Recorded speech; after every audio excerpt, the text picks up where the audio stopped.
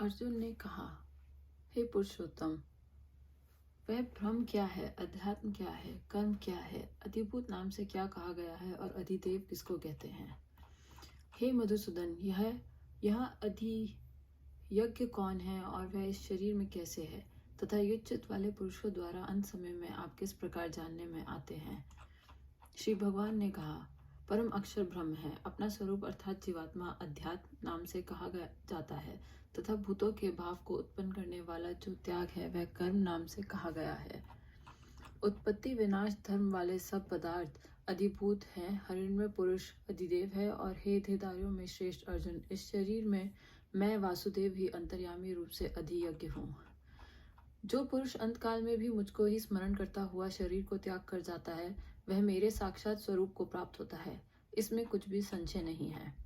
हे कुंती पुत्र अर्जुन, यह मनुष्य अंत काल में जिस जिस भी भाव को स्मरण करता हुआ शरीर का त्याग करता है उसको ही प्राप्त होता है, क्योंकि वह सदा उसी भाव से भावित रहता है।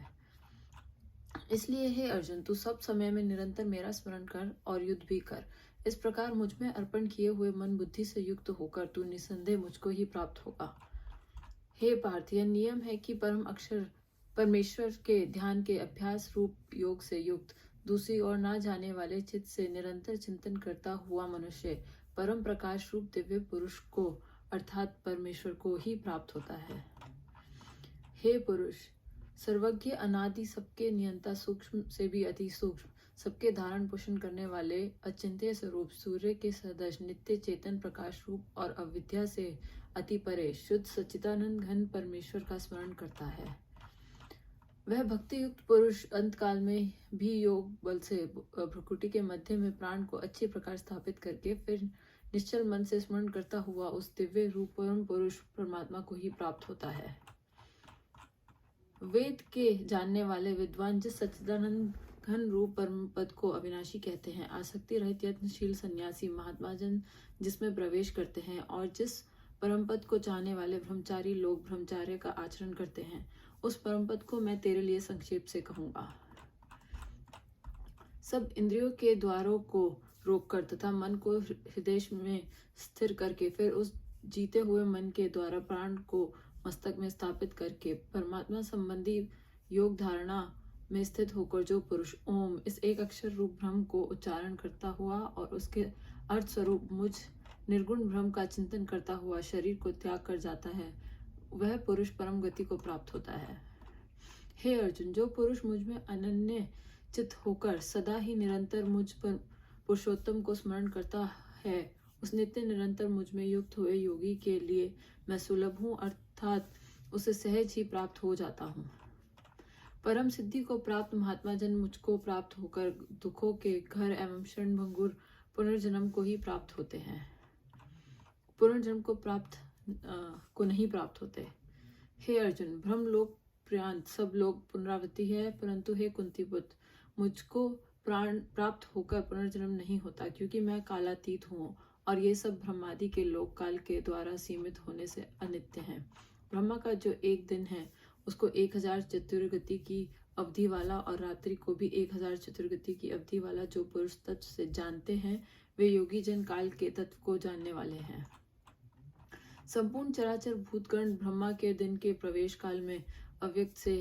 अर्थात ब्रह्मा के सूक्ष्म शरीर से उत्पन्न होते हैं और ब्रह्मा की रात्रि के प्रवेश काल में उस अव्यक्त नामक ब्रह्मा के सूक्ष्म शरीर में ही लीन हो जाते हैं। हे पार्थ, वही यह भूत समुदाय उत्पन्न होकर प्रकृति के वश में हुआ रात्रि के प्रवेश काल में लीन होता है और दिन के प्रवेश काल में फिर उत्पन्न होता है। उस अव्यक्त से भी अति परे दूसरा अर्थात विलक्षण जो सनातन अव्यक्त भाव है, वह परम दिव्य पुरुष जो भक्तों के नष्ट होने पर भी नष्ट नहीं होता, भूतों के नष्ट होने पर भी नष्ट नहीं होता, वह अव्यक्त अक्षर इस नाम से कहा गया है। उसी अक्षर नामक अव्यक्त भाव को परम गति कहते हैं तथा उसे जिस सनातन अव्यक्त भाव को प्राप्त होकर मनुष्य वापस नहीं आते, वह मेरा परम धाम है।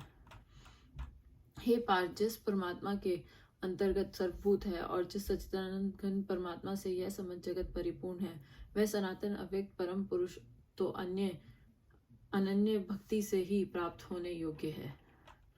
हे अर्जुन, जिस काल में शरीर त्याग कर गए हुए योगी जन तो वापस ना लौटने वाली गति को, और जिस काल में गए हुए वापस लौटने वाली गति को ही प्राप्त होते हैं, उस काल को अर्थात दोनों मार्गों को कहूंगा। जिस मार्ग में ज्योतिर्मय अग्नि अभिमानी देवता है, दिन का अभिमानी देवता है, शुक्ल पक्ष का अभिमानी देवता है और उत्तरायण के 6 महीनों का अभिमानी देवता है, उस मार्ग में मरकर गए हुए ब्रह्मवेत्ता योगी जन उपयुक्त देवताओं द्वारा कर्म से ले जाए जाकर ब्रह्म को प्राप्त होते हैं। जिस मार्ग में धूमाभिमानी देवता है, रात्रि अभिमानी देवता है तथा कृष्ण पक्ष का अभिमानी देवता है, वह दक्षिणायन के 6 महीनों का अभिमानी देवता है, उस मार्ग में मरकर गए हुए सकाम कर्म करने वाले योगी उपयुक्त देवताओं द्वारा कर्म से ले गया हुआ चंद्रमा की ज्योति को प्राप्त होकर स्वर्ग में अपने शुभ कर्मों का फल भोग कर वापस आता है। क्योंकि जगत के ये 2 प्रकार के शुक्ल और कृष्ण अर्थात देवयान और प्रत्यान मार्ग सनातन माने गए हैं, इसमें एक के द्वारा गया हुआ जिससे वापस ना लौटना पड़ता उस परम गति को प्राप्त होता है, और दूसरे के द्वारा गया हुआ फिर वापस आता है अर्थात जन्म मृत्यु को प्राप्त होता है। हे पार्थ, इस प्रकार इन दोनों मार्गों को तत्व से जानकर कोई भी योगी मोहित नहीं होता। इस कारण हे अर्जुन, तू सब काल में समबुद्धि रूप योग से युक्त हो अर्थात निरंतर मेरी प्राप्ति के लिए साधन करने वाला हो। योगी पुरुष इस रहस्य को तत्व से जानकर वेदों के पढ़ने में तथा यज्ञ तप और दान आदि के करने में जो पुण्य फल कहा है उन सबको निसंदेह उल्लंघन कर जाता है और सनातन परम पद को प्राप्त होता है। ओम जय भगवत गीता।